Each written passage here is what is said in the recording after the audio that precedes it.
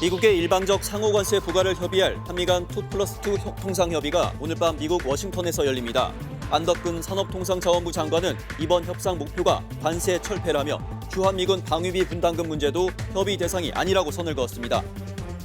윤석열 전 대통령 부부의 공천 개입 의혹을 조사 중인 검찰이 김태우 전 서울 강서구청장을 소환하는 등 2022년 지방선거로 수사를 확대하고 있습니다. 검찰은 그제 김 여사 측에 대면 조사를 최대한 빨리 하자는 입장을 전달한 것으로 파악됐습니다. 여권 대선 주자로 거론되고 있는 한덕수 대통령 권한대행 국무총리가 오늘 오전 국회 본회의에서 추가 경정 예산안 시정 연설을 합니다.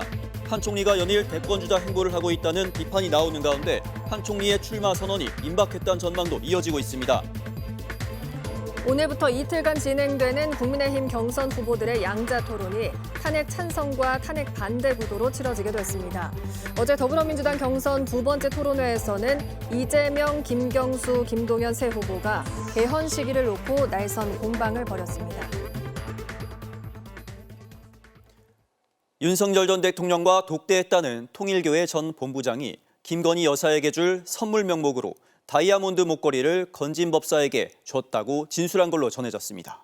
또 건진 법사 주거지에선 윤 전 대통령 취임 직후 날짜가 찍힌 밀봉된 신권 현금 다발도 발견됐습니다. 류현준 기자입니다.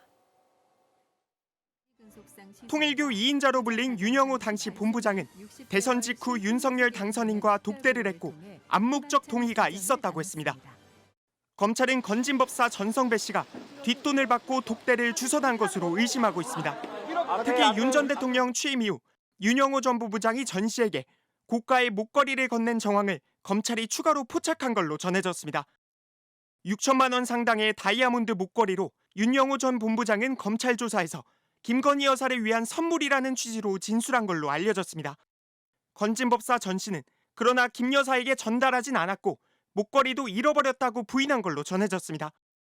통일교 측은 목걸이의 존재를 알지 못한다고 했는데 검찰은 목걸이가 김 여사에게 건네졌는지는 물론 윤 전 본부장이 건진 법사에게 금품을 건넨 이유와 대가를 들여다보고 있습니다.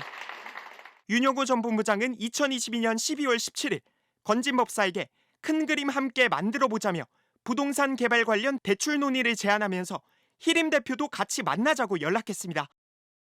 김 여사의 코바나 컨텐츠 후원 업체로 대통령실과 관저 이전 공사에 관여한 히림 종합건축사 사무소로 추정됩니다.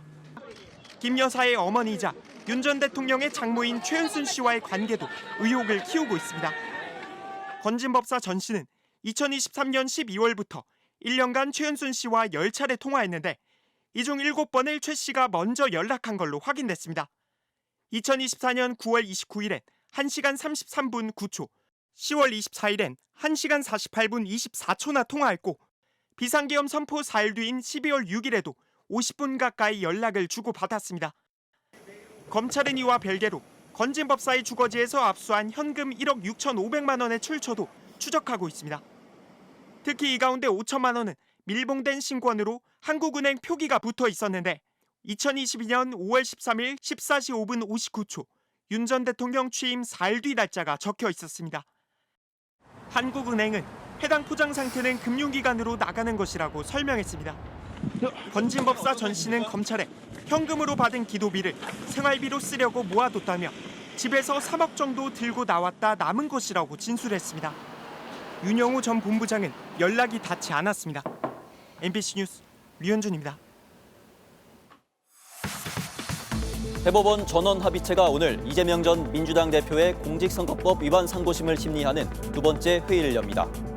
그제 전원합의체의 사건을 회부한 대법원은 이례적으로 사건 회부 당일 첫 심리를 연 데 이어 이틀 만에 또 심리 일정을 잡았는데요.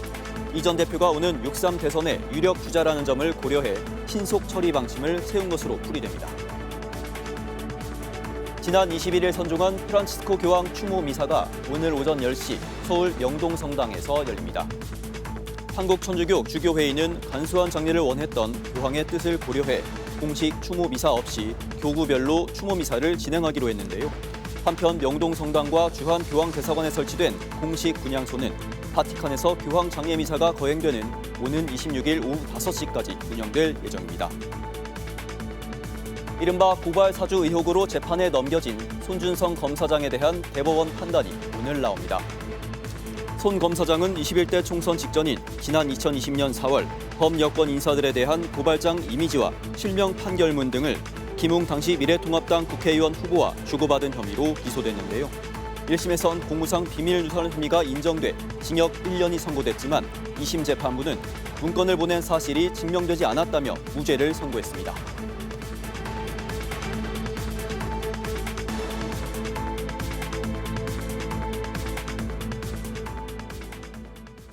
오늘 아침 신문 시작합니다. 높아진 결혼 비용의 상당 부분이 예식장의 과도한 식대 때문이라는 기사 먼저 보겠습니다. 조선일보입니다.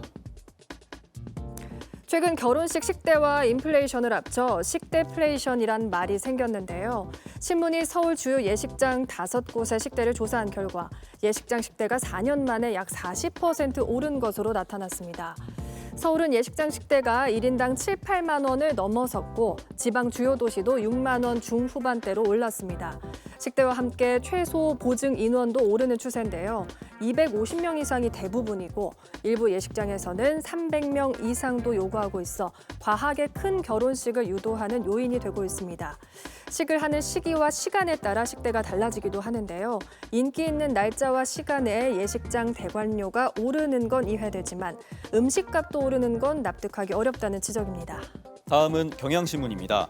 여성가족부가 가족 친화 기업을 인증할 때 사내 가족 운동회나 동반 야유회를 열면 점수를 주는 것으로 알려졌습니다. 가족 친화 인증 제도는 육아휴직이나 유연근무제 등을 모범적으로 운영한 기업과 공공기관에 인증을 부여하고 기업엔 정부와 지자체 사업 선정 시 가점을 주거나 금리 우대 등의 혜택을 주는 제도입니다. 하지만 일각에선 사내 가족 운동회와 야유회가 업무의 연장선으로 느껴질 수 있다는 지적이 나옵니다. 사후 관리 감독이 미흡해서 결격 사유가 발생해도 인증이 유지된다는 점도 문제로 지목되고요. 육아휴직 등 이용률 배점 기준이 실제 이용률에 비해 지나치게 낮은 점 등 평가 지표를 개선해야 한다는 지적이 나옵니다. 이어서 한국경제입니다. 은행 비대면 거래 비중이 95%까지 올라가며 최근 5년간 전국에서 약 1,000개의 은행 점포가 사라졌는데요. 이에 금융당국은 고령층 등 금융 취약계층의 금융 접근성을 보호하기 위해 은행 점포 폐쇄 공동 절차를 개정하기로 했습니다. 점포를 닫기 전 영향평가와 지역 주민 의견 청취, 이동 점포 등의 대체 수단 마련 등을 은행 측에 요구할 것으로 보이는데요. 은행권에선 이 같은 조치가 사실상 합리적인 점포 운영을 막는 것이라며 불만을 나타내고 있습니다. 이에 따라 지역별 맞춤형 대안이 필요하다는 지적과 함께 올 하반기부터 시행되는 공동 점포나 우체국과 편의점 등에서 은행 업무를 대리하는 방안도 제시되고 있습니다. 같은 신문 기사 하나 더 보겠습니다. 고령층의 디지털 미디어 중독이 위험수위라는 소식입니다. 과학기술정보통신부의 인터넷 이용 실태 조사에 따르면 지난해 인터넷 검색 시 유튜브 등 동영상을 이용하는 연령대는 60에서 70대가 가장 많은 것으로 조사됐는데요. 특히 고령층이 유튜브에서 주로 뉴스를 보는 게 문제로 꼽혔습니다. 유튜브의 알고리즘으로 인해서 특정 정치 성향의 뉴스만 보게 되는데 이 때문에 특정 성향 강화에 갇히고 있다는 겁니다. 이해국 의정부 성모병원 정신건강의학과 교수는 고령층의 경우 이렇게 얻은 정보가 신뢰할 만한지 판단하는 능력이 떨어지는데 외로움과 고립감을 해소하기 위해서 디지털 미디어에 중독되는 고령층이 늘고 있다고 주장했습니다. 끝으로 지역신문 기사 살펴보겠습니다. 경상일보입니다. 울산광역시 동구가 외국인 주민 10,000명 시대를 앞두고 있다는 소식입니다. 울산시는 지역 노동력 확충을 위해 외국인 근로자 유입에 힘을 쏟았는데요. 지난해 울산 동구의 외국인은 9,593명으로 3년 전에 비해 약 6,000명이 급증했습니다. 조선업 수주 호황으로 인해 외국인 근로자가 늘어난 것이 원인으로 분석되는데요. 신문은 외국인의 울산 정착을 지속적으로 지원할 정책이 필요하다고 전했습니다. 지금까지 오늘 아침 신문이었습니다. 인터넷과 SNS에서 화제가 된 소식들 알아보는 투데이 와글와글입니다. 주차하고 차에서 내리실 때 기어를 주차 위치에 놨는지 또 사이드 브레이크는 채웠는지 다시 한번 확인하셔야겠습니다. 아찔한 영상 함께 보시죠. 차량 한쪽을 인도에 올리는 이른바 개구리 주차를 하고 한 여성이 차에서 내립니다. 그런데 운전석 문을 닫자마자 차가 혼자 앞으로 갑니다. 차에서 내린 운전자, 이 상황을 전혀 모르고 차를 등지고 태연히 걸어가죠. 다른 차량 운전자가 급한 마음에 경적을 울리고요. 급기야 차가 굴러간다라고 외치는데요. 그제야 차량 주인이 달려갑니다. 다행히 경사가 심하지 않아 별다른 사고 없이 차는 멈춰섰는데요. 앞에 보행자라도 있었으면 큰 사고가 날 뻔했습니다. 누리꾼들은 어떻게 기어 확인도 안 하느냐며 사고로 이어지지 않아 천만다행이라는 반응을 보였습니다. 지난달 대전에서 순찰차가 같은 차량을 무려 2번이나 들이받았는데요. 대체 무슨 일이었던 걸까요? 차량 한 대가 골목길을 나오자마자 순찰차가 급히 뒤쫓아갑니다. 순찰차가 앞을 막으려 차선을 옮기죠. 그러자 이 차량 갑자기 속도를 높이며 옆으로 치고 나오더니 급기야 시속 130km 넘게 내달립니다. 도로에 무법자가 따로 없죠. 결국 적색 신호에 멈춰선 순간 순찰차가 일부러 차량을 들이받았는데 또다시 달아나고요. 주차장으로 들어서자 순찰차가 다시 한번 들이받습니다. 음주운전 의심 신고를 받고 경찰이 추격에 나섰던 건데 결국 20분 만에 검거했습니다. 운전자는 20대 남성으로 혈중 알코올 농도는 면허 취소 수준이었고요. 경찰 조사에서 순찰차를 보고 무서워서 달아났다고 진술했다고 하네요. 네, 중국의 한 고속도로에서 어린 학생들이 위험천만한 장난을 치는 모습이 포착됐습니다. 자칫 대형 사고로 이어질 수 있는 위태로운 장면 화면으로 확인해 보시죠. 달리던 차가 갑자기 방향을 틀어 차선을 바꾸는데요. 다음 차량과 또 다른 차량 역시 비슷한 상황이 반복됩니다. 도로 밖에서 아이들이 던진 수미터 길이 스티로폼을 발견하고 운전대를 틀 수밖에 없던 건데요. 아슬아슬 차량이 피해가니 아이 중 한 명이 이번엔 겁없이 도로에 눕기까지 합니다. 대체 왜 목숨까지 걸고 왜 이런 위험한 일과 행동을 하는 걸까요? 지난 20일 중국의 한 고속도로인데요. 다행히 교통사고는 발생하지 않았지만 위험을 감지한 시민이 공안에 신고했습니다. 공안은 CCTV에 찍힌 영상을 분석해 현장에 있던 학생들의 신원을 확인한 끝에 해당 학생들의 가정을 일일이 방문했고요. 부모들에게 안전에 대한 교육을 철저히 해줄 것을 당부했습니다. 미용을 맡긴 반려견이 폭행당했다는 사연이 중국 온라인을 뜨겁게 달궜습니다. 영상 속에 등장한 한 남성이 힘으로 강아지를 제압하는가 싶더니 억지로 앉히고 털을 깎인데요. 그런데 강아지가 자꾸 몸부림을 치자 갑자기 뒷다리를 공중으로 들어 올리고요. 탁자 위로 그대로 내리칩니다. 지나가던 다른 남성은 폭행 장면을 보고도 아무런 제지를 하지 않죠. 견주는 반려견의 눈이 심하게 부어오른 모습을 공개하면서 골절 등이 발생했다고 밝혔고요. 한쪽 눈은 실명됐다고 전했습니다. 동물병원 측은 강아지가 공격적으로 굴어 직원이 물렸고 그러면서 직원이 감정을 제어하지 못해 벌어진 일이라며 문제 직원을 해고하고 치료비를 보상하겠다고 제안했는데요. 하지만 영상이 확산하자 공안이 동물학대 혐의를 적용해 수사에 나섰습니다. 투데이 와글와글이었습니다. 명태균 의혹을 수사 중인 검찰은 그제 김건희 여사 변호인을 통해 조사를 최대한 빨리 하자는 입장을 전달한 걸로 파악됐습니다. 검찰은 이미 지난 2월부터 여러 차례 김 여사 측에 대면 조사가 필요하다는 의사를 전달해왔는데요. 수사는 이제 김건희 여사 턱밑까지 올라왔습니다. 박솔립 기자입니다. 김건희 여사가 최근 변호사를 선임했습니다. 지난 월요일에는 검찰의 변호인 선임계도 냈습니다. 검찰 조사가 임박해오자 법률 대응에 나선 겁니다. 검찰이 김 여사 측에 대면 조사 의사를 전달한 건 지난 2월부터입니다. 하지만 김 여사 측은 윤석열 전 대통령 탄핵 심판과 건강상 이유를 들며 응하지 않았습니다. 검찰은 그제 변호인을 통해 관련자 조사를 다 마쳤으니 최대한 빨리 하자는 입장을 전달한 것으로 알려졌습니다. 윤 전 대통령 부부는 지난해 10월 정치자금법 위반 등 혐의로 고발됐지만 검찰 조사는 없었습니다. 조사가 이뤄지면 고발 6개월 만입니다. 김 여사와 명태균 씨를 둘러싼 의혹은 국민의힘 공천 개입 의혹이 핵심입니다. 지난 2022년 국회의원 재보궐선거 당시 김영선 전 의원 보궐선거 공천 과정에 개입하고 지난해 22대 총선 때는 김상민 전 검사가 김 전 의원 지역구를 물려받을 수 있도록 관여했다는 의혹입니다. 김 여사와 명 씨의 연결고리가 된 여론조사도 수사 대상입니다. 검찰은 명 씨가 무상 여론조사를 해준 대가로 김영선 전 의원 공천을 받았다고 의심하고 있습니다. 당선인 이름 팔지 말고 그냥 일이라고 했어요. 조사 시점은 물론 조사 방식에도 관심이 쏠립니다. 검찰은 지난해 7월 디올백 수수와 도이치모터스 주가 조작 의혹 사건과 관련해 김 여사를 경호처 부속 건물에서 비공개로 출장 조사했다가 특혜 논란으로 거센 비판을 받았습니다. 이번 조사는 김 여사를 검찰 청사로 불러 조사하겠다는 방침을 세운 것으로 알려졌습니다. 검찰은 김 여사 조사가 마무리되는 대로 윤 전 대통령 직접 조사에도 나설 것으로 보입니다. MBC 뉴스 박솔립입니다. 삼부토건 주가 조작 의혹을 조사해온 금융당국이 당사자들을 고발하기로 했습니다. 그런데 정작 주가 조작 연루 의혹을 받아온 김건희 여사 등은 고발 대상에서 빠진 것으로 확인됐는데 검찰의 강제 수사가 불가피해졌습니다. 정혜인 기자입니다.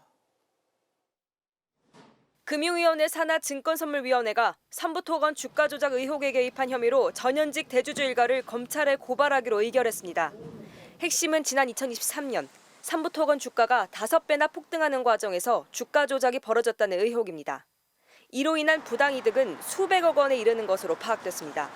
금융감독원이 지난 7개월 동안 관련 계좌 200여 개를 추적한 결과입니다.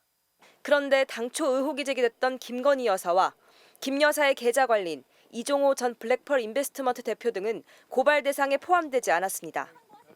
도이치모터스 주가 조작의 장본인이었던 이 전 대표는 당시 한 SNS 단체 대화방에 3부 내일 체크라는 문자를 남겨 논란을 일으켰습니다. 공교롭게 이틀 뒤 김건희 여사가 우크라이나 영부인을 만난 데 이어 원희룡 당시 국토부 장관까지 우크라이나 재건 사업 일정에 뛰어들면서 삼부토건이 테마주로 급부상했습니다. 증권선물위원회는 당시 삼부토건이 해외 재건 사업을 추진할 의사와 능력이 모두 없었다고 결론짓고 투자자들을 속여 주가를 부양시켰다고 판단했습니다. 관건은 부실 기업이던 삼부토건이 이 사업에 참여하는데 정권 차원의 관여가 있었는지 밝혀내는 겁니다. 지금 김건희, 이종호 수사 중에 있습니까? 어쨌든 언론이라든가 국회에서 의혹 제기한 부분을 저희 어떤 권한 범위 내에서 볼 수 있는 범위 내에서 최대한 보려고. 금융당국 고위 관계자는 MBC에 금감원의 계좌 추적에서 김 여사 등 주요 인물의 연관성은 확인된 게 없다고 전했습니다. 다만 강제 수사권이 있는 검찰로 넘어가면 뭔가 더 찾을 수도 있을 것이라고 전망했습니다. 이복현 금융감독원장은 오늘 직접 조사 결과를 설명하기로 했는데 의혹 규명은 결국 검찰에 맡겨졌습니다. MBC 뉴스 정혜인입니다. 대법원이 더불어민주당 이재명 전 대표의 공직선거법 위반 사건 상고심을 전원합의체에 회부한 지 이틀 만인 오늘 두 번째 심리에 나서기로 했습니다. 이례적으로 빠른 속도인데 대선 전 결론을 내놓을지에 대해선 법조계 관측이 분분합니다. 유서영 기자입니다. 대법원 전원합의체는 오늘 민주당 이재명 전 대표의 선거법 위반 사건 상고심 두 번째 합의기일을 열기로 했습니다. 주심 재판부 배당과 전원합의체 회부, 첫 합의기일까지 그제 하루에 처리한 뒤 이틀 만에 속행기일을 잡은 겁니다. 전원합의체 합의기일이 통상 한 달에 한 번 열린다는 걸 감안하면 매우 이례적입니다. 예상보다 빠른 속도에 민주당과 국민의힘은 상반된 반응을 내놨습니다. 재판기간 내 선고라는 절차에 매몰돼 실체적 진실을 외면하는 주객전도의 판결이 있어서는 결코 안 됩니다. 신속하고 독립적인 판결로 법은 누구에게나 평등해야 한다는 진리와 신념을 국민 앞에 엄중히 증명해 주기 바랍니다. 이번 속도전은 조희대 대법원장의 의중이 반영된 걸로 보입니다.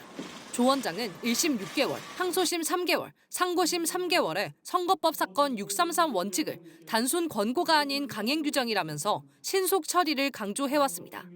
한 부장판사는 대법원장은 절차를 진행할 뿐 결론을 주도적으로 이끌긴 어려운 것으로 알고 있다면서 대법관이나 대법원장이나 똑같은 한 표를 행사하는 것이라며 확대 해석을 경계했습니다. 하지만 결론이 대선 전에 나올지를 두고는 법조계의 관측이 분분합니다. 전원합의체 특성상 12명의 대법관이 참여해야 하고 의견이 엇갈리고 쟁점이 복잡하면 심리가 장기화될 수 있기 때문입니다. 만약 대선 전에 유죄 취지로 사건이 파기환송된다고 하더라도 파기환송심 선고가 대선 전까지 확정될 가능성은 없어 이 전 대표의 출마에 걸림돌은 안 될 걸로 보입니다. 다만 정치권 공방은 커질 수 있습니다. 반대로 항소심에서 나온 대로 무죄로 확정될 경우 이 전 대표는 사법 리스크를 보다 확실하게 털 걸로 보입니다. MBC 뉴스 유상입니다. 국민의힘 대선 후보 경선 4강에 오른 유력 주자들은 한덕수 국무총리나 이준석 개혁신당 후보를 거론하며 당 외부 세력과의 연대 가능성을 띄우고 있습니다. 이문현 기자입니다. 국민의힘 경선 4강에 안착한 김문수 후보. 보수 진영에서 압도적인 지지율 1위였다가 최근 주춤한 원인을 묻자 한덕수 국무총리 출마설에 영향이 있었다고 답했습니다. 그러면서도 한 총리가 무소속 출마할 경우 먼저 단일화에 나서겠다고 밝혔습니다.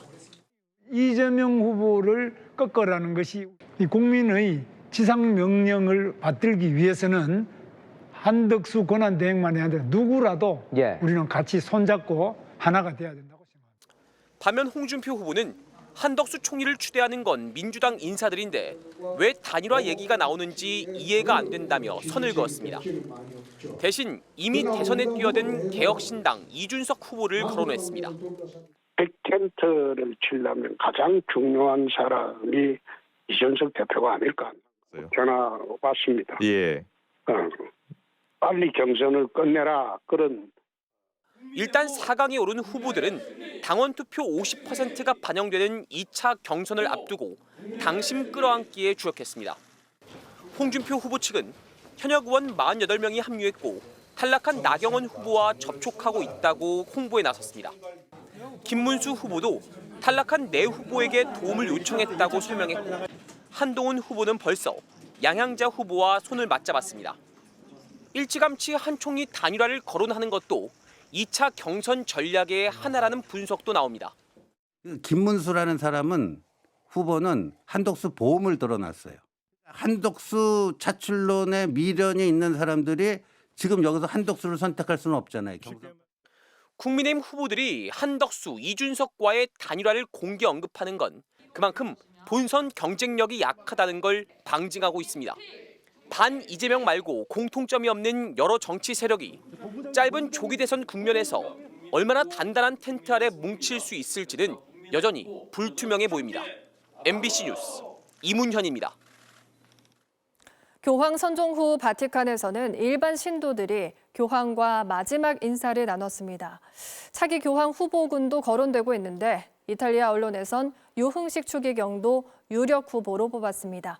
바티칸에서 김민찬 특파원이 보도합니다.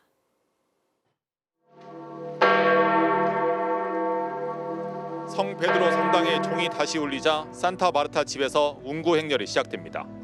한 겹짜리 나무로 만든 목관에 두 손을 가지런히 모은 교황은 잠이 든 듯 평온하고 평화로운 모습이었습니다. 추기경들이 긴 행렬을 이뤄 뒤따라 행진하고 성 베드로 광장에는 장엄한 성가가 울려 퍼졌습니다. 두 손 모아 기도하는 아이, 눈물을 흘리는 신도까지 교황의 마지막 길을 박수로 배웅합니다.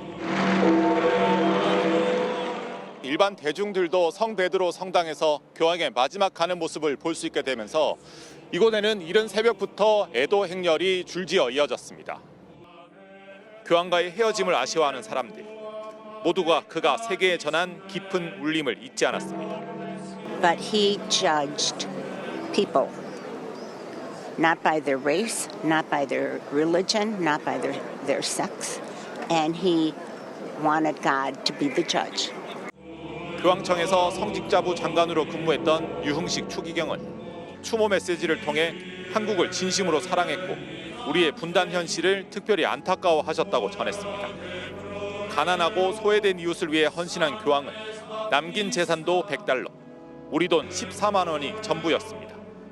2013년 교황 즉위 이후부터 월급을 한 푼도 받지 않았고 스스로 청빈한 삶을 살겠다고 가난 서약도 한 것으로 알려졌습니다.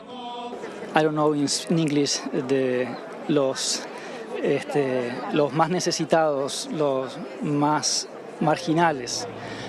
장례 일정이 확정되면서 차기 교황에 대한 관심도 커지고 있습니다. 교황 선출을 위한 콘클라베는 다음 달 6일 이후에 열릴 것으로 예상되는데 유흥식 추기경도 후보군에 거론됩니다. 특히 이탈리아 최대 일간지 코리에네 델라세라는 차기 교황 후보 12명 중 1명으로 유 추기경을 뽑기도 했습니다. 바티칸에서 MBC 뉴스 김민찬입니다.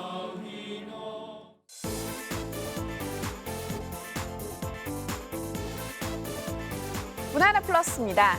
걸그룹 블랙핑크의 멤버 로제와 제니가 미국 빌보드 차트에서 장기 흥행을 이어가고 있는데요.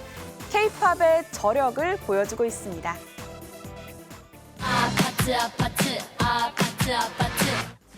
현지 시간 20일 공개된 미국 빌보드 메인 싱글 차트 핫백에서 로제의 아파트가 13위에 올랐습니다. K-팝 여성 가수로는 최장 기록인 무려 26주 연속 순위에 오른 건데요. 지난해 10월에 8위로 핫백 차트에 진입한 뒤 올해 초 3위를 기록했고요. 지금까지도 꾸준한 사랑을 받고 있습니다. 블랙핑크의 또 다른 멤버 제니의 인기도 심상치 않은데요. 최근 솔로로는 처음으로 미국 대형 음악 축제 코첼라 무대에 선 뒤 폭발적인 반응을 이끌어내면서 코첼라 무대에서 선보였던 솔로 1집 타이틀곡 라이크 제니는 핫백 차트 96위로 재진입하며 역주행 조짐을 보이고 있습니다.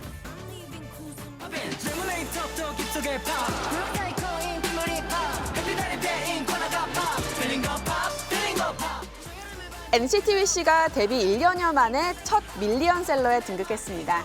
지난 14일 공개된 두 번째 미니 앨범 팝팝이 한터 차트 기준 발매 일주일 만에 108만 7천 장 넘게 판매된 건데요. 이번 앨범은 발매 전부터 121만 장의 선주문량을 기록하며 높은 관심을 받아왔습니다. 선주문에 이어 초동 판매량까지 연일 자체 최고 기록을 경신하고 있는데요. 이번 앨범은 판매량뿐 아니라 발매 직후 국내외 주요 음반 차트에서도 1위를 싹쓸이하면서 글로벌 인기를 입증하고 있습니다. 영화 포레스트 검프로 잘 알려진 할리우드 배우죠. 톰 행크스가 애니메이션 토이스토리 신작으로 돌아옵니다. 배우 톰 행크스가 지난 22일 자신의 SNS에 올린 사진입니다. 마이크 앞에 숫자 5를 의미하는 듯 손가락을 쫙 펴고 있죠. 이 사진과 함께 올린 글에는 어떤 스토리의 5번째 시즌, 본격적인 작업의 첫 번째 날, 힌트를 원해 디즈니 스튜디오 B라고 적었습니다. 토이스토리 5의 녹음 작업이 시작됐다는 걸 암시한 건데요. 지난 1995년 처음 공개된 토이스토리는 흥행성과 작품성을 인정받은 디즈니의 대표 애니메이션이고요. 7년 만에 새로운 작품으로 내년 6월 팬들에게 돌아옵니다. 지난 30년간 주인공인 우디의 목소리를 연기했던 톰 행크스, 이번에도 우디 목소리를 연기하며 오래된 팬들과도 만날 예정입니다. 배우 박정민이 지난 23일 세계 책의 날을 맞아 선행을 펼쳤습니다. 소설가 김금희가 쓴 첫 여름 완주 오디오북을 한국장애인재단에 기증했는데요.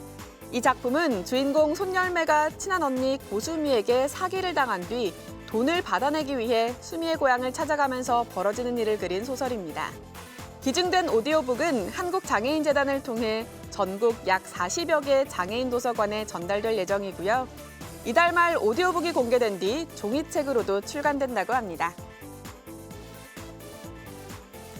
가수 10cm가 저작권 보호를 위한 활동에 나섰습니다. 문화체육관광부의 저작권 보호 홍보대사로 가수 10cm가 위촉된 건데요.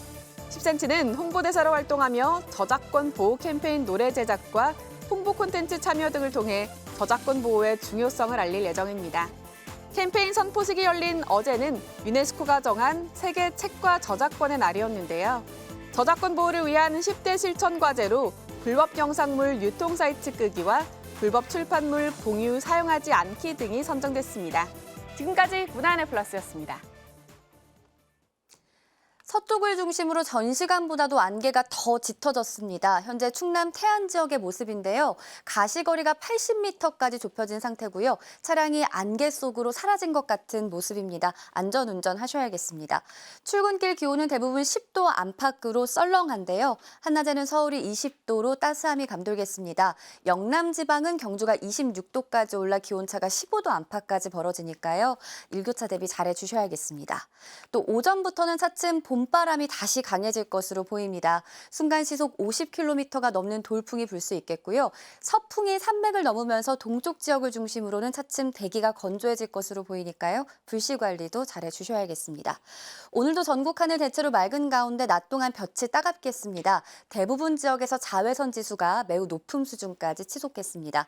현재 기온 보시면 춘천이 8도, 서울도 11.2도까지 떨어졌는데요. 낮 기온은 서울 20도, 대전 대전 22도, 영남 지방은 대구가 26도까지 오르겠습니다. 오늘 밤 사이에는 반짝 찬 공기가 내려와서 내일 아침에는 쌀쌀해질 전망입니다. 날씨였습니다. 미국의 일방적 상호 관세 부과를 협의할 한미 간 2+2 통상협의가 오늘 밤 미국 워싱턴에서 열립니다. 안덕근 산업통상자원부 장관은 이번 협상 목표가 관세 철폐라며 주한미군 방위비 분담금 문제도 협의 대상이 아니라고 선을 그었습니다. 윤석열 전 대통령 부부의 공천 개입 의혹을 조사 중인 검찰이 김태우 전 서울 강서구청장을 소환하는 등 2022년 지방선거로 수사를 확대하고 있습니다. 검찰은 그제 김 여사 측에 대면 조사를 최대한 빨리 하자는 입장을 전달한 것으로 파악됐습니다. 여권 대선 주자로 거론되고 있는 한덕수 대통령 권한대행 국무총리가 오늘 오전 국회 본회의에서 추가 경정 예산안 시정연설을 합니다. 한 총리가 연일 대권주자 행보를 하고 있다는 비판이 나오는 가운데 한 총리의 출마 선언이 임박했다는 전망도 이어지고 있습니다. 오늘부터 이틀간 진행되는 국민의힘 경선 후보들의 양자 토론이 탄핵 찬성과 탄핵 반대 구도로 치러지게 됐습니다. 어제 더불어민주당 경선 두 번째 토론회에서는 이재명, 김경수, 김동연 세 후보가 개헌 시기를 놓고 날선 공방을 벌였습니다. 미국의 일방적인 상호 관세 부과를 협의할 한미 고위급 2+2 협의가 우리 시간으로 오늘 밤 워싱턴에서 열립니다. 우리 대표단은 방위비 분담금 문제는 이번 협의 대상이 아니라고 밝혔는데 미국의 기류는 조금 다릅니다. 워싱턴에서 김정우 특파원입니다. 워싱턴에 도착한 안덕근 산업통상자원부 장관이 제시한 이번 협상의 목표는 관세 철폐였습니다. 상호 관세는 현재 유예가 된 상태지만 자동차를 특정해 부과되고 있는 25%의 품목 관세가 주요 의제가 될 것으로 보입니다. 기본적으로 지금 상호 관세 부과가 된 거를 철폐하는 것이 목적이고 있는 자동차 같은 경우에는 대미 교역의 큰 문제를 야기를 하고 있기 때문에 가급적이면 신속하게 주한미군 방위비 분담금이 논의될 가능성에는 선을 그었습니다. 2+2 그 협의 내용에서는 그런 부분이 포함되지는 않고 있습니다. 무역 협상과 안보 문제는 별개라는 한국 측의 입장과는 상반된 미국 측의 분위기는 여전합니다. 한미 2+2 협의를 하루 앞두고 상대 측 협상 대표인 미 재무부 장관은 동맹국에 더 많은 기여를 주문했습니다. Continues offering security guarantees and open markets, then our allies must step up with stronger commitments to shared defense. 무차별 관세 전쟁 선포 이후 트럼프 대통령이 공언한 이른바 원스톱 쇼핑, 다시 말해 방위비 문제를 포함한 포괄 협상을 뒷받침하는 발언으로 풀이됩니다. 미국이 이번 주에만 34개 나라와 개별 협상을 벌인다고 밝힌 가운데 중국과의 협상에 대한 기대감도 조금씩 커지고 있습니다. 월스트리트 저널은 미국 정부가 100%가 넘는 중국에 대한 관세율을 품목에 따라 절반 이상 삭감하는 방안을 검토하고 있다고 보도했습니다. 전날 중국에 대한 관세 인하를 시사한 트럼프 대통령은 오늘도 중국과 모든 게 활발하게 진행되고 있다고 했고 베센트 재무부 장관은 미중 간에 빅딜 기회가 있다고 강조했습니다.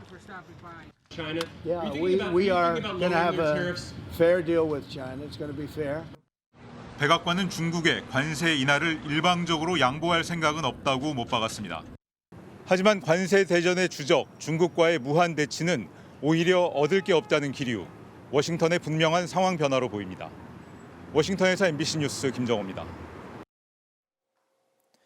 윤석열 전 대통령 부부의 공천 개입 의혹을 수사하는 검찰이 최근 김태우 전 서울 강서구청장을 불러 조사했습니다. 지난 2022년 지방선거 과정에서 윤 전 대통령이 국민의힘 내 반대에도 불구하고 김태우 전 구청장을 단수 공천하도록 개입했다는 의혹을 확인하려는 겁니다. 이혜리 기자입니다. 서울중앙지검 명태균 의혹 전담 수사팀이 최근 김태우 전 강서구청장을 불러 조사했습니다. 검찰은 지난 2022년 6일 지방선거를 앞두고 윤석열 전 대통령이 강서구청장 공천에 개입했는지 김 전 구청장에게 확인한 것으로 파악됐습니다. 검찰 수사관 출신인 김태우 씨는 당시 국민의힘 강서구청장 후보로 단수 공천을 받았습니다. 청와대 감찰반 시절 조국 민정수석의 감찰 무마 의혹을 폭로했다가 공무상 비밀 누설 혐의로 1심에서 징역형이 나온 상황이라 당내 반발도 컸습니다. 당선되더라도 유죄가 확정되면 재보궐선거를 치러야 하기 때문입니다. 당시 국민의힘 대표였던 이준석 개혁신당 의원은 지난해 11월 윤 전 대통령의 공천 개입 정황을 공개했습니다. 강서구 지역 당협위원장 3명이 모두 다 반대한다고 했는데 윤 전 대통령이 밀어붙였다는 겁니다. 그런데 이거는 이렇게 가면 안 될 것 같은데요. 그랬더니만은 저거 지고 이러면 민주당 돕는 일 아닙니까? 뭐 이러면서 그 사람들 의견 그 사람들 의견 들으면 안 된다는 식으로 또 얘기하더라고요. 그래서 당내 우려대로 김 전 구청장은 유죄가 확정돼 임기를 1년도 못 채웠지만 자신 때문에 생긴 보궐선거에 다시 국민의힘 공천을 받아 출마했습니다. 이때도 윤 전 대통령이 3개월 만에 사면해 출마의 길을 터줬습니다. 2022년 강서구청장 공천에 관여했던 국민의힘 서울시당 공천 관계자들은 김 전 구청장이 정권 교체에 공을 세운 공익제보자라 만장일치로 결정됐다며 윤 전 대통령 개입 의혹을 부인했습니다. 김 전 구청장도 앞서 자신의 유튜브 채널을 통해 관련 의혹을 부인했습니다. 이준석이 조금 떠드는 것 같아요. 예. 오늘 뭐 제 얘기까지 나오던데 이거 근데 사실 공천 준 사람이 이준석 아니에요? 취재진은 김 전 구청장 사무실을 찾아가 당시 공천 경위와 검찰 진술 내용을 물었지만 김 전 구청장은 MBC 취재에 응하지 않겠다고 답했습니다. MBC 뉴스 이혜리입니다. 당시 선거에선 강서구청장뿐 아니라 윤 전 대통령 부부가 다른 지역들의 공천에도 관여했다고 이준석 의원이 폭로하기도 했습니다. 검찰 수사가 본격화되고 있습니다. 조희원 기자입니다. 서울중앙지검은 2022년 지방선거에서 국민의힘 포항시장 예비후보로 나섰던 문충은 환동의 연구원장을 불러 조사했습니다. 당시 국민의힘 대표였던 이준석 의원이 김건희 여사를 만난 배경이 됐던 인물입니다. 특정 인사가 김 여사와 가깝다는 이유로 포항시장 공천을 받을 거라고 하고 다닌다는 정보를 확인하기 위해 김 여사를 만났다는 겁니다. 다른 데는 상인들이 있어가지고 네. 서초동에 있어가지고 뵐 수 있나 해가지고요. 저녁 제가 말씀하니까 그럼 오세요 그러면. 이 의원은 윤석열 전 대통령도 포항시장 공천에 관여했다고 주장했습니다. 당시 경북도당 위원장이었던 김정재 의원 의견을 들어줘야 하는 것 아니냐면서 자신에게 역정을 냈다는 겁니다. 아니 대표님 그 뭐 원래 그 공천이라는 거는 그 뭐 당협위원장하고 이런 거 의견 들어가줘야 되는 거 아닙니까? 이러면서 이렇게. 김정재 의원 측은 이에 대해 도당 위원장이 대통령 부부와 공천을 상의할 수 없다고 했고 문 원장은 김 여사를 알지 못하고 공천을 부탁한 적도 없다고 반박한 바 있습니다. 검찰은 문 원장 조사에 앞서 지난달에는 김정재 의원도 조사했습니다. 김영선 좀 해줘라는 윤 전 대통령 육성 녹음으로 촉발된 국회의원 공천 개입 의혹 수사가 지방선거까지 확대되는 양상입니다. 네. 상현이한테 내가 한 번 더 얘기를 할게. 걔가 공관위원장이니까. 수사는 서울 남부지검에서도 진행 중입니다. 검찰은 건진법사 전성배 씨가 2022년 지방선거 당시 윤 전 대통령 부부와 인연을 내세워 최소 4명의 공천을 청탁한 정황을 포착한 것으로 알려졌습니다. 윤핵관으로 불리는 친윤석열계 의원들 이름도 등장합니다. 검찰 수사 진전 상황에 따라 윤 전 대통령 부부 공천 개입 의혹 규모가 지금보다 커질 가능성도 배제할 수 없어 보입니다. MBC 뉴스 조희원입니다. 한덕수 국무총리는 오늘 국회를 찾습니다. 추경 편성 협조를 당부하는 시정연설에 나서기 위해서인데요. 보수 진영의 대선 차출론에 한 총리는 묵묵부답이지만 민주당은 한 총리가 연일 대권주자 행보를 보이고 있다고 비판했습니다. 신수아 기자입니다. 한덕수 대통령 권한대행 국무총리가 경기도 평택의 한미연합사령부를 찾았습니다. 제이비어 브런슨 한미연합사령관과 한미동맹과 연합방위 태세의 중요성을 재확인했습니다. 이어 헬기 경납고에서 지난달 산불 진화를 도운 한미 장병들에게 감사 인사를 전하며 대한민국 예비역 육군병장 한덕수라고 자신을 소개했습니다. 한미동맹 구호 같이 갑시다를 외쳤고 장병들은 같은 뜻의 영어 구호인 We Go Together로 화답했다고 총리실은 전했습니다. 한 총리는 오늘 대통령 권한대행 자격으로 12조 원 규모 추가 경정 예산안 처리에 협조를 당부하는 국회 시정연설에 나섭니다.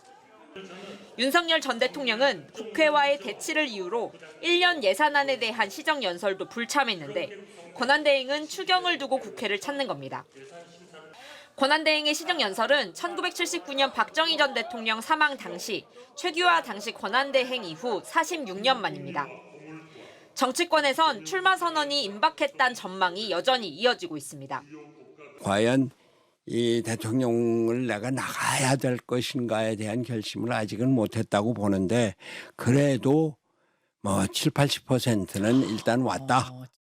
한 총리가 지난주부터 호남과 영남 산업 현장과 서민 식당을 격려한 데 이어 외신 인터뷰와 안보 행보까지 이어가자 더불어민주당은 공직자가 아닌 대권주자 행보라고 날을 세웠습니다. 차라리 대통령 선거 무소속 예비 후보 한독수라고 솔직하게 소개하십시오. 민주당은 내란 방조자 한 총리 등 내란 패밀리의 국정농단이 여전하다며 더 강화된 특검법 발의를 예고했습니다. 또 오늘 시정연설을 위해 국회를 찾는 한 총리에게 침묵 시위로 항의하기로 했습니다. MBC 뉴스 신수아입니다.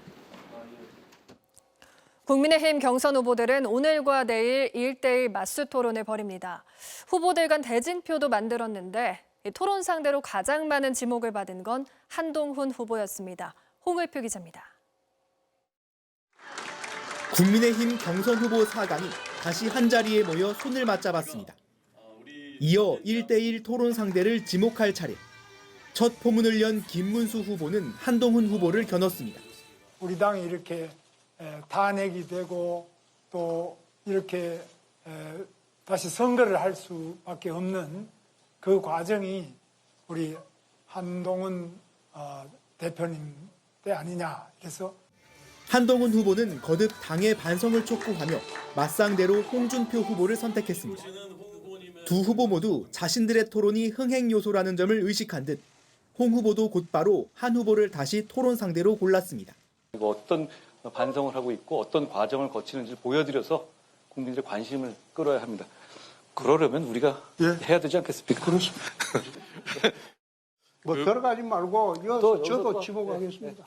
우리가 얘기하고 왔어요. 예. 저도 한동훈 후보를 지목하겠습니다. 예. 안철수 후보는 1차 토론에서 AI 전문성이 부족하다 맹공했던 김문수 후보를 골랐습니다. 지난번 1차 토론 때 그 시간이 너무 짧았습니다.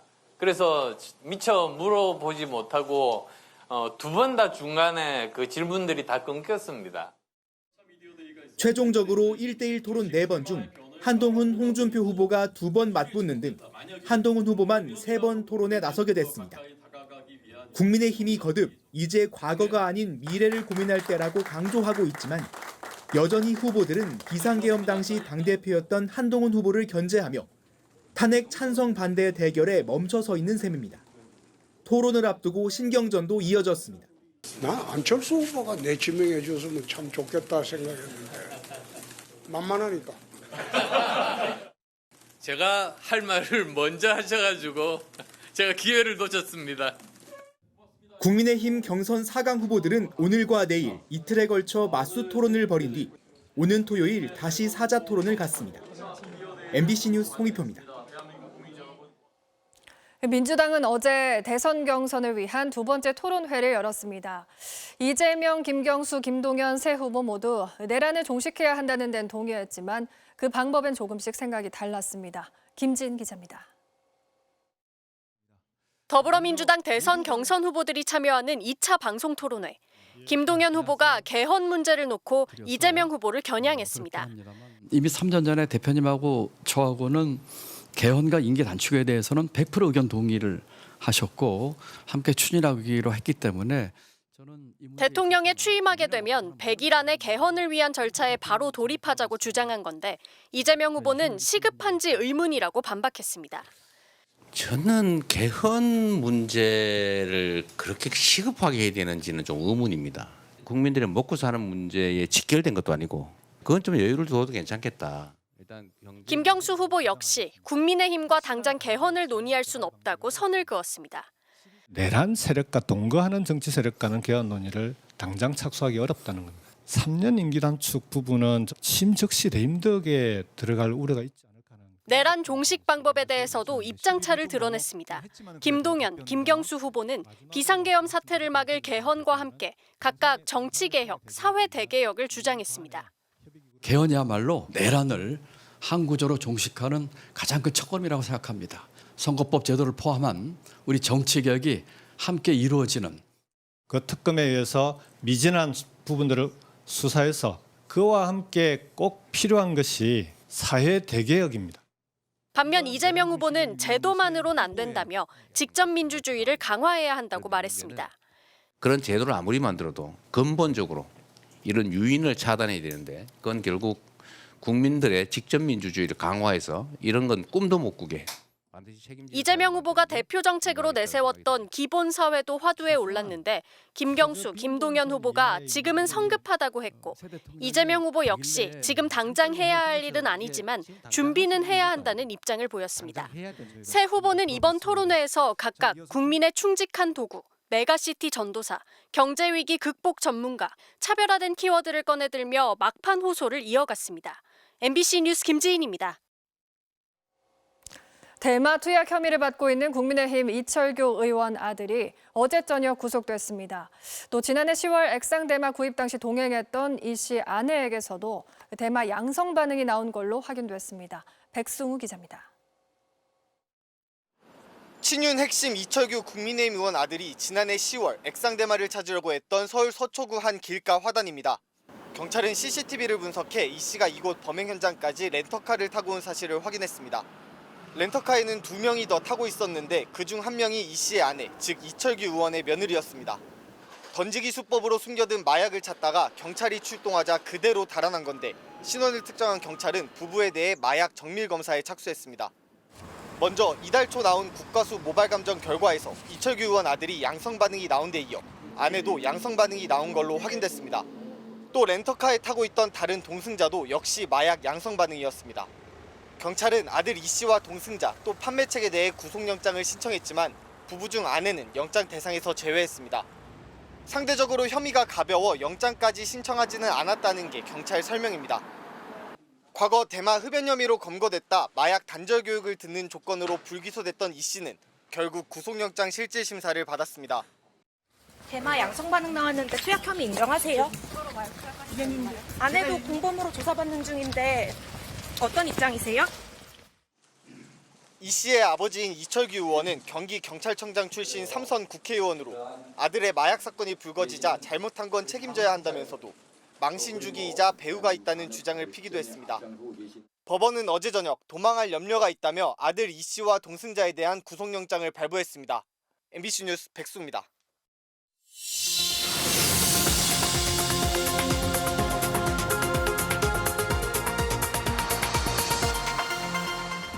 네, 이 시각 세계입니다. 우크라이나가 미국이 제시한 영토를 양보하는 방식의 평화협정에 대해 단호하게 선을 그었습니다.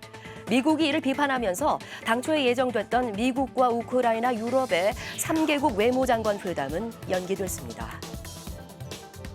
Україна не визнає юридичну окупацію Криму. Нема про що говорити. Це поза нашою Конституцією. 지난 17일 미국은 종전안을 논의한 파리 회담에서 크림반도를 러시아 영토로 인정하고 우크라이나의 북대서양 조약기구 가입을 배제하는 방안을 우크라이나에 제시했는데요. 이에 볼로디미르 젤렌스키 우크라이나 대통령이 단호하게 반대 입장을 밝힌 겁니다. 그러자 도널드 트럼프 미국 대통령은 자신의 SNS에서 젤렌스키 대통령의 발언이 평화협상에 매우 해롭다며 비판했고요. JD 벤스 미국 부통령도 미국의 제안을 받아들이지 않으면 중재에서 손을 뗄 수 있다고 압박했습니다. 이에 따라 현지 시간 23일 이날 영국 런던에서 열릴 예정이었던 종전안 논의회의에서 미국의 마코 루비오 국무장관과 스티브 위트코프 특사가 잇따라 참석을 취소했습니다. 이에 프랑스와 독일 외무장관도 불참을 통보하면서 회의는 미국의 우크라이나 특사 키스 켈로그만 참석한 채 실무급 회의로 대폭 축소돼 진행됐습니다. 마코 루비오 미국 국무장관이 북한을 핵무장국으로 지칭하면서 북한의 핵무기 보유를 사실상 인정하는 듯한 발언을 한 것으로 확인됐습니다. 루비오 장관은 22일 한 팟캐스트 인터뷰에서 우리는 북한이 핵무장하고 이란이 핵야심을 가진 세상에 살고 있다고 말했는데요. 앞서 트럼프 미국 대통령도 재집권 이후 북한을 뉴클리어 파워, 즉 핵 보유국으로 해석될 수 있는 표현을 쓴 바 있습니다. 미국 수뇌부의 이 같은 표현은 북한을 공식적인 핵 보유국으로 인정한 것은 아니지만 인도나 파키스탄, 이스라엘처럼 비공인 핵 보유국으로 간주하는 언급으로 해석될 수 있다는 분석이 나옵니다. 튀르키예 이스탄불 인근 해상에서 규모 6.2의 지진이 발생했습니다. 놀란 시민들이 건물 밖으로 뛰쳐나왔는데 100명이 넘는 부상자들이 병원에서 치료를 받고 있습니다. 실내 조명이 크게 흔들리고 놀란 사람들은 허겁지겁 건물 밖으로 달려나옵니다. 일부 주민들은 공포에 질려 창문 밖으로 뛰어내리기까지 했습니다. 현지 시간 낮 12시 50분쯤 인구 1,600만 명의 대도시 이스탄불 인근 해역에서 규모 6.2의 지진이 발생했는데요. 이후에도 규모 4.4에서 4.9 사이의 여진이 3차례 이어졌습니다. 이스탄불 주정부는 150여 명이 다쳐 병원 치료를 받고 있으며 사망자는 보고되지 않았다고 밝혔는데요. 버려진 건물 한 채를 제외하고는 도시 전역의 주거용 건물은 붕괴되지 않았다고 덧붙였습니다. 튀르키예는 2개의 주요 단층선이 지나는 지역으로 지진이 잦은 곳인데요. 지난해 2월에는 튀르키예 동남부와 시리아 접경 지역에서 규모 7.8과 7.5의 강진이 잇따라 발생해 약 5만 명이 숨졌습니다. 현대차가 배기가스 조작 의혹과 관련해 독일 검찰로부터 약 949억 원의 벌금을 부과받았습니다. 프랑크푸르트 검찰은 벌금 5,850만 유로를 지난해 4월에 이미 부과했다는 겁니다. 독일 검찰은 지난 2022년 6월 현대차가 불법 배기가스 조작 장치를 부착한 디젤 차량 21만여 대를 판매한 혐의로 독일과 룩셈부르크 사무소 8곳을 압수수색했는데요. 검찰은 현대와 기아 브랜드로 판매된 차량 중 약 9만 대에 대해 벌금을 부과했습니다. 이들 차량은 배출가스 시험에서는 질소산화물 기준치를 통과했지만 실제 주행 시엔 기준을 초과한 것으로 나타났다고 현지 언론은 전했습니다. 현지 언론은 수사 과정에서 회사 간부들이 관리 감독에 소홀한 것으로 파악됐다고 전했는데요. 독일 현대차 대변인은 검찰이 고의나 사기 행위를 입증하지 못했다고 말했습니다. 지금까지 이 시각 세계였습니다.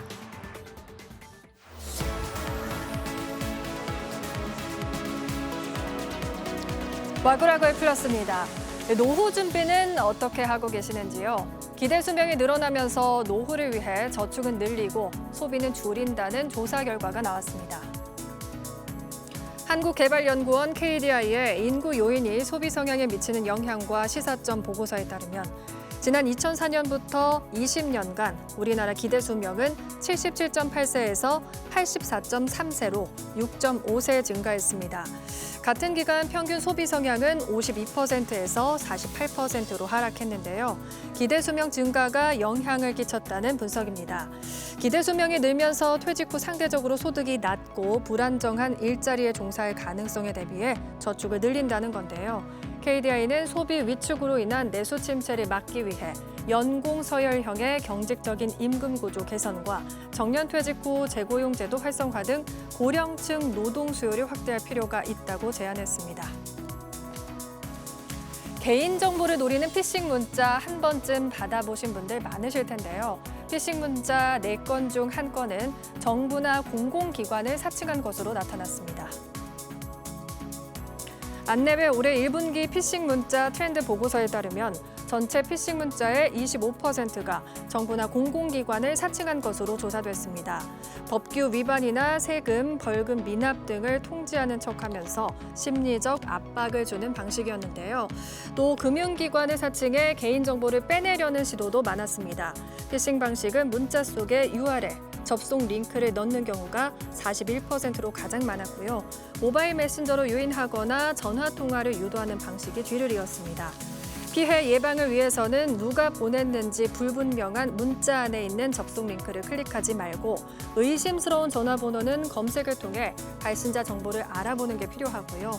또 경찰청이 운영하는 시티즈 코난 앱을 휴대전화에 깔아두시는 것도 도움이 된다고 하니 참고하시길 바랍니다. 어제 일부 지역의 낮 최고 기온이 25도 안팎까지 올라가면서 서둘러 냉방기기를 켠 분들도 계실 텐데요. 예상과는 달리 한겨울 전기장판이나 난로보다 한여름 에어컨에 의한 화재가 더 많이 일어나는 것으로 조사됐습니다. 경기도 소방재난본부가 최근 3년 동안 도내 아파트 등 공동주택에서 발생한 화재 3천여 건을 분석했는데요. 계절용 기기로 인한 화재 579건 가운데 에어컨으로 인한 화재가 192건, 전체의 33.2%로 가장 많았습니다. 그 다음으로는 전기장판과 담요 121건, 열선이 80건으로 뒤를 이었는데요. 계절별로도 여름이 1,020건으로 전체 28%를 차지하며 1년 중 화재가 가장 많이 발생했고 그 다음으로 겨울, 가을, 봄 순이었습니다. 전국적으로도 최근 3년간 계절용 기기로 인한 화재 7천여 건 가운데 에어컨이 953건으로 전체의 13%를 차지해 가장 많았습니다. 덥고 비도 많이 오는 여름, 화재 예방에 소홀해지기 쉬운데 예상 밖의 결과죠. 소방당국은 본격적인 여름철을 앞두고 에어컨 실외기의 내부 먼지, 누적된 열, 불량 배선 등을 사전에 점검해달라고 당부했습니다. 지금까지 와구락을 플러스였습니다. 서울시는 지난해 이미 땅꺼짐 사고 예방을 위해서 집안 침하 위험도를 예측하는 안전지도를 만들겠다고 밝혔습니다. 그런데 1년이 지난 지금 오세훈 서울시장은 지하수 흐름까지 반영한 완벽한 지도는 만들어진 적이 없다는 입장인데 어찌된 일인지 원석진 기자가 취재했습니다. 지난해 8월 서울 연희동에 길이 6m, 깊이 2m의 구멍이 뚫렸습니다. 서울 도심 한복판의 땅꺼짐 사고로 운전자 부부가 크게 다치자 서울시는 집안 침하 안전지도를 만들겠다며 위험도 공시까지 공개했습니다. 집안 침하 가능성을 지역별로 분석해서 수치화하고 도면화하는 집안 침하 안전지도를 올해 말까지 구축해서 활용할 계획입니다. 약속은 제대로 지켜지지 않았습니다. 땅꺼짐 위험도를 5등급으로 나누겠다던 집안 침하 안전지도는 우선정비 구역도라는 이름으로 바뀌었고 상하수도관 등 도로 아래 시설물 6종과 집안 조건을 담은 지하시설을 분석하는 데 그친 것으로 파악됐습니다. 그마저도 내부 참고용으로 불필요한 오해를 불러올 수 있다며 공개하지 않았습니다. 강남구 등 8개 자치구가 집안 침하 우려가 크다며 고위험 지역 50곳을 선정하고 서울시도 별도로 1930km 구간을 조사해 도로 아래 329개 빈 구멍을 발견했지만 보고하고 복구만 했을 뿐 안전지도에는 담기지 않았습니다. 대형 땅꺼짐 사고로 배달에 나선 오토바이 운전자가 숨진 지 한 달째. 오세훈 서울시장은 땅꺼짐 사고에 대비할 위험지도는 아직 없다고 설명했습니다. 토지를 비롯해서 지하수의 흐름 같은 것을 반영한 완벽한 지도는 사실상 지금까지 제대로 만들어진 적이 없습니다. 서울시는 우선 철도공사장 5곳과 자치구가 선정한 고위험 지역 50곳에 지표투과 레이더 검사를 실시해 공개하기로 했습니다. 지표투과 레이더 장비를 늘리고 땅꺼짐의 주요 원인이 되는 노후 하수관 교체에도 속도를 내겠다고 밝혔습니다. 오세훈 시장은 국토부와 협의해 집안 침하에 대비한 보다 완벽한 지하지도를 완성하기 위한 투자를 아끼지 않겠다면서 다만 이번에도 사회적 공감대가 있다면 공개하겠다고만 말했습니다. MBC 뉴스 원석진입니다. 미국이 다른 나라들과 진행 중인 무역 협상은 눈에 띄는 진전이 없습니다. 미국 언론들은 결국 트럼프 대통령이 만만한 나라들을 골라 협정을 체결할 거라고 보고 있습니다. 로스앤젤레스에서 박윤수 특파원입니다. 미국 로스앤젤레스의 한 식자재 도매업체. 미국에서 인기인 한국 김을 비롯해 라면과 주류 등 다양한 식료품을 매입해 소매점과 식당에 납품하고 있습니다. 그런데 미국이 수입품의 10%의 기본 관세를 매기기 시작한 뒤 매입가가 껑충 뛰었습니다.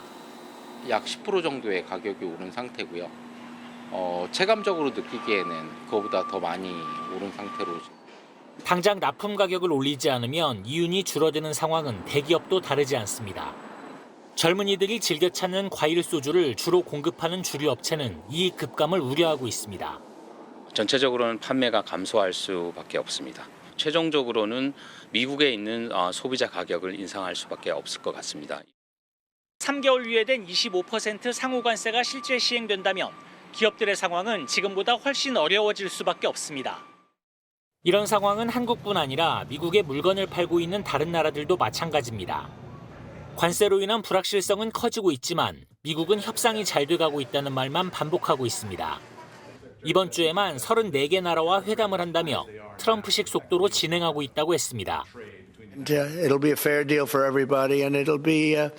I think it's a process that's going to go pretty quickly. 또 중국과도 협의가 잘 되고 있다며 145%에 달하는 대중 관세가 가까운 미래에 낮아질 거라고 그간의 말을 뒤집었습니다. 미국 언론들은 결국 트럼프 대통령이 미국보다 약한 국가 몇 곳을 상대로 협정을 체결할 것으로 보고 있습니다. 민감한 세부사항 협의는 뒤로 미루고 일단 잠정 합의를 한 뒤 시장의 불안을 잠재우려 한다는 관측입니다. 로스앤젤레스에서 MBC 뉴스 박윤수입니다. 세계 음악 중심에선 K-팝.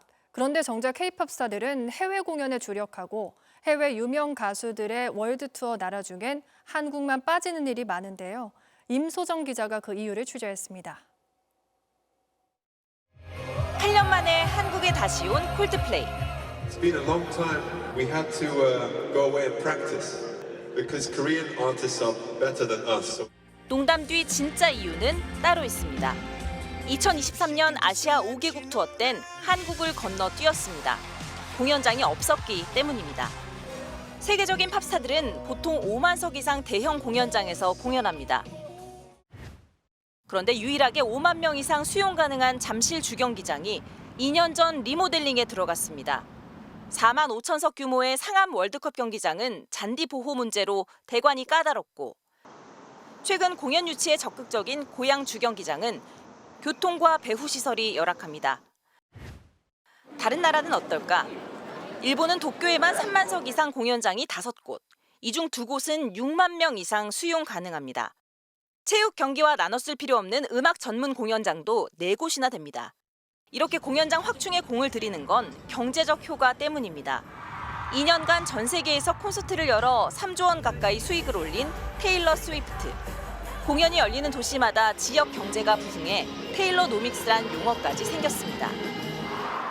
도시국가 싱가포르도 공연과 관광을 연계한 콘서트 투어리즘에 적극적입니다. 한 해 공연 관람객이 인구의 2배일 정도입니다. 지금 제 뒤로 보이는 곳이 블랙핑크, 콜드플레이 콘서트가 열렸던 내셔널 스타디움인데요. 공연을 앞두고 싱가포르 숙박시설을 검색하는 빈도가 평소의 8배 이상 늘었습니다. 아이러니하게도 올해 이런 공연장에 오르는 상당수가 블랙핑크, 트와이스 같은 K-팝 가수들입니다. 잘 키운 K-팝의 수익을 해외 도시들이 받아먹는다는 말이 나올 정도입니다. 해마다 커지는 세계 공연 시장과 그 중심에 우뚝 선 한국 음악. 그 위상을 뒷받침할 기반이 절실합니다. MBC 뉴스 임소정입니다.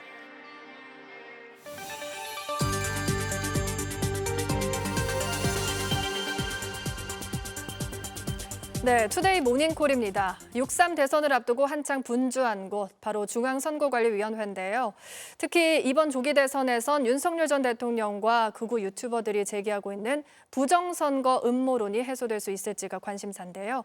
조동진 중앙선거관리위원회 대변인 모시고 자세한 이야기 나눠보도록 하겠습니다. 네, 안녕하십니까? 안녕하세요. 부정선거 얘기를 하기에 앞서 최근 선관위에 외국인들이 붉은색 천과 부정중앙선관이라고 적힌 플라스틱을 묻는 사건 저희 뉴스에서 보도를 해드렸는데요. 네. 이게 주술적인 의미인지 이 외국인들의 정체가 신상이 특정이 됐는지 궁금합니다. 네, 저도 개인적으로 많이 궁금한데요. 그 파묻은 물체의 내용을 봤을 때는 주술적인 의미가 있는 게 아닌가 개인적으로 저도 생각을 하고 있고요. 네. 경찰이 조사를 진행을 했는데 5명 모두 외국인으로 파악이 됐고 네. 조사 당시에는 이미 해외로 출국한 상태였다고 합니다. 네, 지금까지 밝혀진 내용은 가능한 부분까지 이야기를 해주실 수 있을까요? 네, 그 해외로 이미 출국한 상태여서 추가적인 소재 파악이 필요한 것으로 보이고요. 네. 소재 파악을 해서 출석 요구를 진행을 하고 아마 공동 주거침 혐의로 입건을 해서 조사를 진행할 것으로 보입니다. 네. 부정선거론에 대한 이야기도 나눠보도록 하겠습니다. 윤 전 대통령의 비상계엄 동기 중 하나이기도 하죠. 일부 유튜버들은 이번 대선에서도 부정선거가 있을 거다 이렇게 주장을 하고 있는데요. 선관위 입장은 어떻습니까? 사실 부정선거론은 최근에 제기된 문제는 아니고요. 네. 예전부터 과거부터 선거에서 패배한 진영 쪽에서 꾸준히 제기됐던 문제거든요. 2002년 그 노무현 대통령 당선 당시에는 한나라당에서 주장을 했었고요. 2012년도에는 진보 진영에서 김어준 씨를 중심으로 부정선거론을 주장하면서 영화까지 제작을 했었습니다. 네. 그리고 최근에는 2020년도 이후에 이제 일부 보수 유튜버를 중심으로 부정선거론을 주장해 왔었는데 작년 말에 윤석열 전 대통령이 계엄을 선포하고 담화문을 통해 부정선거 의혹을 제기함으로써 급속도로 확산이 되었습니다. 부정선거론이 과거와 지금 최근에 좀 저희가 대응하기가 좀 어려운 점이 있는데요. 네. 최근에는 그 미디어 환경이 많이 달라져서 레거시 언론의 영향력이 좀 감소한 반면에 그 많은 국민들이 정보를 유튜브를 통해서 접하다 보니까 확증 편향 형상이 뚜렷하게 증가했거든요. 네. 그래서 레거시 언론을 통해서 팩트 체크를 하고 그리고 저희 선관위에서도 설명 자료를 많이 제공을 한다 하더라도 좀 설득이 어려운 상황입니다. 그래서 대응하기가 지금 현재는 많이 어려운 상황입니다. 네. 부정선거론자들의 주장 중에는 개표 조작에 대한 음모론이 꽤나 많습니다. 투표지 분류기를 이용한 전산 조작이 가능하다. 해킹 프로그램을 설치해서 투표 결과를 바꿀 수 있다. 이런 주장들이 있는데 어떠십니까? 해킹이 가능하려면 네. 통신이 연결이 돼야 되거든요. 통신이 연결되려면 장비에 랜카드가 있어야 됩니다. 그런데 투표지 분류기에는 랜카드가 설치되어 있지 않습니다. 그래서 원천적으로 해킹은 불가능한 장비이고요. 네. 투표지 분류기라는 것은 그 투표 과정에서 후보자별로 분류하는 보조 장치에 불과합니다. 그래서 우리나라 개표 시스템은 실물 투표지를 손으로 개표하는 수개표 시스템이라고 할 수 있습니다. 네. 그래서 투표지 분류기가 1차적으로 후보자별로 분류한 다음에 일일이 그 개표 사무원들이 다시 한번 그 육안으로 확인하면서 손으로 세는 절차를 거치게 됩니다. 네. 그리고 10만 명이 넘는 개표 사무원들은 저희 선관위 직원들이 아니라 대다수가 지방 공무원, 교사, 일반인으로 구성이 되는데 그 정치적 성향이 다양한 그런 10만 명이 같이 공모를 하지 않는 이상 그 개표 과정에서 조작이란 불가능하다고 할 수 있습니다. 네. 투표지 보관 상자에 관한 이야기도 나오고 있습니다. 투표함 스티커가 찢어져 있다. 바꿔치기가 가능하지 않냐. 가짜 투표지 가능성도 있다. 뭐 이런 주장도 많이 나오고 있는데요. 말씀하신 내용이 그 사전투표 과정에서 네. 투표함을 바꿔치기 하거나 그다음에 가짜 투표지를 추가로 투입하는 그런 의혹 제기를 말씀하시는 것 같은데요. 사전투표가 끝난 다음에 이동 과정에는 그 정당이나 후보자가 추천한 참관인 그리고 경찰관이 모든 과정에 동행을 하고요. 그다음에 사전투표함 보관 장소에는 CCTV를 설치해서 저희가 24시간 동안 실시간으로 중계를 하고 있습니다. 그래서 그 과정에서 뭐 투표함 바꿔치기나 그다음에 가짜 투표지를 투입하는 경우는 사실 불가능하고요. 그리고 그 사전투표지를 추가로 가짜 투표지를 투입하면은 그 수량이 개표 과정에서 일치하지 않기 때문에 네. 사실상 다 드러난다고 할 수 있겠습니다. 부정선거 의혹은 지금까지 꾸준히 계속 제기되어 왔고 원천적으로 이제 개표 조작은 불가능하다. 네. 이런 말씀이신 거죠? 사전투표 관련해서 한국사 강사 전한길 씨가 선관위 규칙 개정을 요구하면서 시위를 벌이기도 했습니다. 정치권에서는 사전투표를 아예 없애야 한다 이런 주장도 나오는데요. 선관위 입장은 어떻습니까? 사전투표 제도는 장단점이 있거든요. 그러니까 전국 어디에서나 투표를 할 수 있다는 장점이 있는 반면에 사전투표일하고 선거일하고의 차이 때문에 그 과정에서 일어나는 정치적 변화를 반영하지 못하는 그런 단점도 있습니다. 이런 장단점이 있고 그다음에 아무래도 최근 경향이 진보 측에서 사전투표에 참여율이 높은 측면이 있어서 정당 간의 유불리가 있는 사안이거든요. 그래서 정당 간의 유불리가 있는 사안에 대해서 선관위가 먼저 제도 개선을 하기는 어렵고요. 네. 제도 개선을 위해서는 정당 간 합의에 의해서 입법 정책적으로 결정해야 될 부분이 있습니다. 다만 현행 제도 하에서 저희가 할 수 있는 노력들은 그 사전투표 과정을 보다 투명하게 공개하는 것인데요. 예를 들면 지난 총선에서 그 사전투표 보관 장소 CCTV를 24시간 공개했다거나 네. 그다음에 이번 대선에서 최초로 실시할 예정인데 그 사전투표소별 투표자 수를 네. 1시간 단위로 좀 공개할 예정입니다. 아, 네. 사전 투표자 수를 실시간으로 공개를 한다. 1시간 단위로 단위로? 네, 네. 공개할 예정입니다. 알겠습니다. 부정선거 의혹을 불식시키기 위해서 최근 청사에서 시연 장비를 설치해서 공개 시연회를 가지기도 했는데요. 어떤 부분을 설명하기 위한 시연이었습니까? 언론 대상으로 실시했는데요. 그러니까 사전 투표, 그다음에 선거일 투표, 개표 과정을 실제 그 투개표 과정을 모든 절차를 시연을 했습니다. 특히 중점을 둔 부분은 과정마다 그 부정선거론자들이 주장하는 의혹 제기들을 설명하는 과정을 거쳤습니다. 그래서 이 과정을 통해서 많은 의혹들이 해소될 것이라고 기대를 하고 있고요. 비슷한 취지로 저희가 추진하고 있는 사업은 고등학교 교과 과정에서 선거 절차 이해를 돕기 위해 선거 절차에 관한 의무 과정을 필수적으로 이수하도록 하는 그런 정책을 좀 관계 부처와 협의하여 추진할 예정입니다. 네, 어떤 과정을 시연을 하셨고 설명을 하셨는지 좀 부가적으로 설명해 주실 수 있습니까? 최근에 좀 문제된 그 예를 들면 그 투표함에 봉인지를 붙이거든요. 네. 그런데 일부 부정선거론자들이 주장하는 내용들은 봉인지를 떼면 투표함에 표시가 돼야 되는데 표시가 되지 않는다. 네. 근데 저희가 사용하는 봉인지는 그 투표함에 잔류물이 남지 않는 봉인지거든요. 그래서 투표함에는 뭐 표시가 되지 않지만 봉인지를 뗐을 때는 그 봉인지 자체에 훼손 표시가 표시되는 봉인지입니다. 그래서 그 자세히 그런 봉인지에 대한 내용을 잘 모르고 의혹을 제기하는 그런 부분들이 있어서 그런 과정을 포함해서 의혹 제기하는 과정 부분마다 저희가 시연을 통해서 설명을 하는 절차를 거쳤습니다. 네. 이 외에 신뢰받는 대선 진행을 위해서 어떤 노력을 하고 있는지 선관위가 궁금합니다.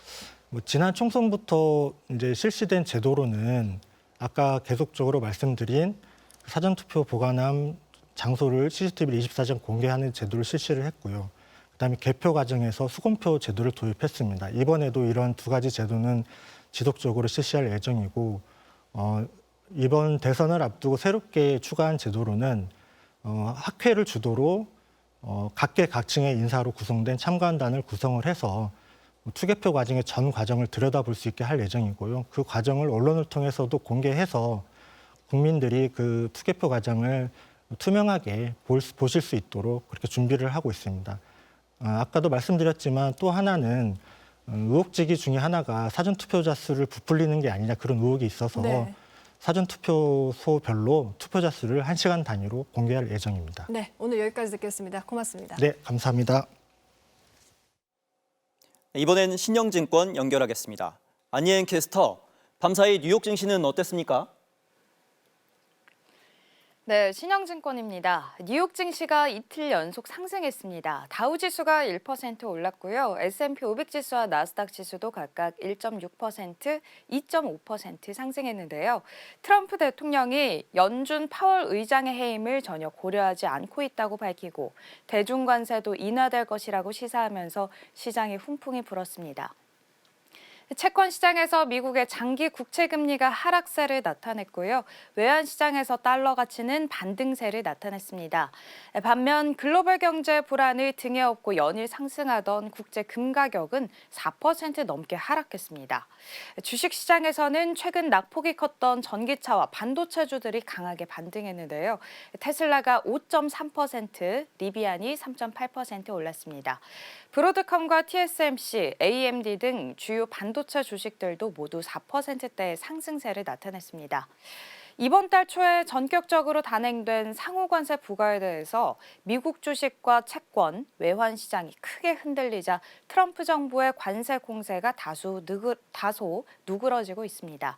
가장 강하게 대립각을 세우고 있는 미국과 중국이 타협점을 찾을 수 있을지 잘 살펴야 할 것으로 보입니다. 지금까지 신영증권이었습니다. 완연한 봄날이지만 일교차 대비는 잘해주셔야겠습니다. 밤새 복사 냉각이 이루어져서 출근길 대부분 지역이 10도 안팎으로 썰렁함이 감돌고 있는데요. 한낮에는 서울이 20도로 따스하겠고요. 영남 지방은 경주가 26도까지 올라서 기온차가 15도 안팎까지 크게 나겠습니다. 또 오전부터는 차츰 봄바람이 강해질 것으로 보입니다. 순간 시속 50km가 넘는 돌풍이 불 수 있겠고요. 서풍이 산맥을 넘으면서 동쪽 지역은 갈수록 대기가 건조해지겠습니다. 불씨 관리도 잘해주셔야겠습니다. 현재 위성 모습 보시면 곳곳에 높은 구름만 지나고 있고요. 낮 동안 볕이 따갑게 내리쬐면서 대부분 지역에서 자외선 지수가 매우 높은 수준까지 치솟겠습니다. 현재 기온 보시면 서울이 11.1도, 강릉은 7.1도까지 떨어졌고요. 낮 기온은 서울 20도, 대전 22도, 영남 지방은 대구가 26도까지 오르겠습니다. 날씨였습니다.